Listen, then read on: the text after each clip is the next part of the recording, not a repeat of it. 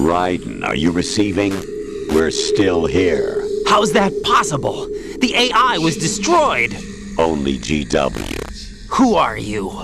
To begin with, we're not what you'd call human. Over the past 200 years, a kind of consciousness formed layer by layer in the crucible of the White House. It's not unlike the way life started in the oceans 4 billion years ago. The White House was our primordial soup, a base of evolution. We are formless. We are the very discipline and morality that Americans invoke so often. How can anyone hope to eliminate us? As long as this nation exists, so will we. Cut the crap! If you're immortal, why would you take away individual freedoms and censor the net? Jack, don't be silly. Don't you know that our plans have your interests, not ours, in mind? What? Jack, listen carefully, like a good boy. The mapping of the human genome was completed early this century. As a result, the evolutionary log of the human race lay open to us. We started with genetic engineering, and in the end, we succeeded in digitizing life itself. But there are things not covered by genetic information. What do you mean? Human memories, ideas, culture, history.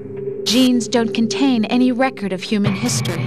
Is it something that should not be passed on? Should that information be left at the mercy of nature?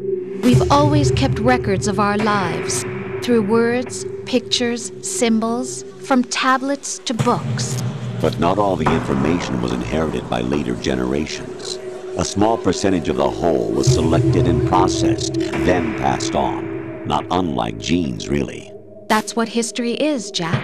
But in the current digitized world, trivial information is accumulating every second, preserved in all its triteness, never fading, always accessible.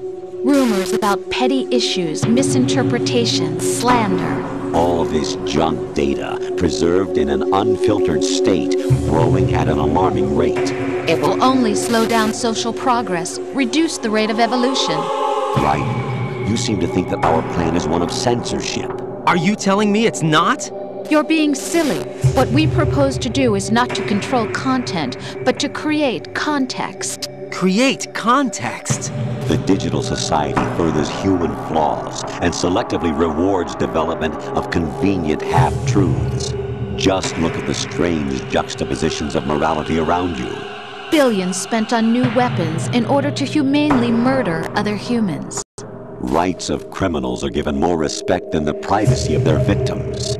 Although there are people suffering in poverty, huge donations are made to protect endangered species. Everyone grows up being told the same thing. Be nice to other people. But beat out the competition. You're special. Believe in yourself and you will succeed. But it's obvious from the start that only a few can succeed. You exercise your right to freedom, and this is the result. All rhetoric to avoid conflict and protect each other from hurt. The untested truths, spun by different interests, continue to churn and accumulate in the sandbox of political correctness and value systems. Everyone withdraws into their own small gated community, afraid of a larger forum. They stay inside their little ponds, leaking whatever truth suits them into the growing cesspool of society at large. The different cardinal truths neither clash nor mesh. No one is invalidated, but nobody is right. Not even natural selection can take place here. The world is being engulfed in truth. And this is the way the world ends. Not with a bang, but a whimper. We're trying to stop that from happening. It's our responsibility as rulers. Just as in genetics, unnecessary information and memory must be filtered out to stimulate the evolution of the species. And you think you're qualified to decide what's necessary and not? Absolutely. Who else could wade through the sea of garbage you people produce, retrieve valuable truths, and even interpret their meaning for later generations? That's what it means to create context. I'll decide for myself what to believe and what to pass on. But is that even your own idea? Or something Snake told you? That's the proof of your incompetence right there. You lack the qualifications to exercise free will. That's not true. I have the right. Does something like a self exist inside of you? That which you call self serves as nothing more than a mask to cover your own being. In this era of ready-made truths, self is just something used to preserve those positive emotions that you occasionally feel. Another possibility is that self is a concept you conveniently borrowed under the logic that would endow you with some sense of strength. That's crap! Is it? Would you prefer that someone else tell you? All right then. Explain it to him. Jack, you're simply the best, and you got there all by yourself. Oh, what happened? Do you feel lost? Why not try a bit of soul searching? Don't think you'll find anything, though.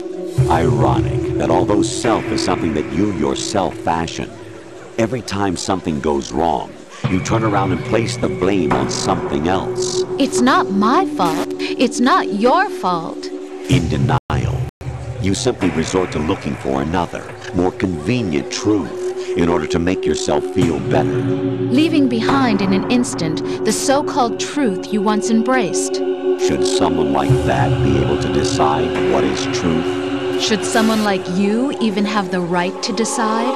You've done nothing but abuse your freedom. You don't deserve to be free. We're not the ones smothering the world. You are. The individual is supposed to be weak, but far from powerless. A single person has the potential to ruin the world. And the age of digitized communication has given even more power to the individual. Too much power for an immature species. Building a legacy involves figuring out what is wanted and what needs to be done for that goal. All this you used to struggle with.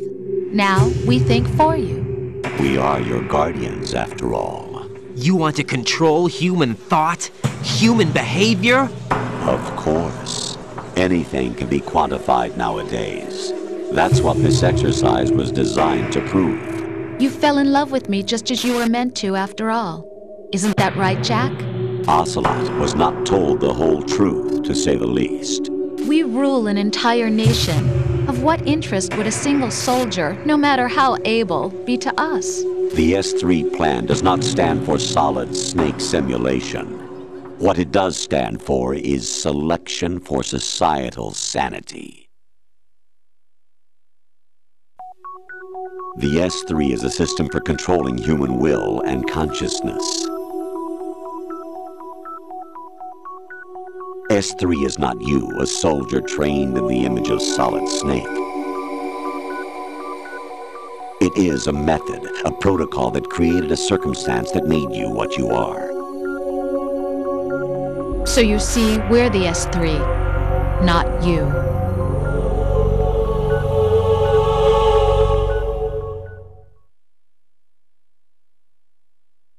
What you experienced was the final test of its effectiveness. That's crazy. You heard what President Johnson said. The Arsenal's GW system is the key to their supremacy. The objective of this exercise was to establish such a method. We used Shadow Moses as a paradigm for the exercise. I wonder if you would have preferred a fantasy setting. We chose that backdrop because of its extreme circumstances. It was an optimal test for S3's crisis management capacity. If the model could trigger, control, and solve this, it would be ready for any contingency.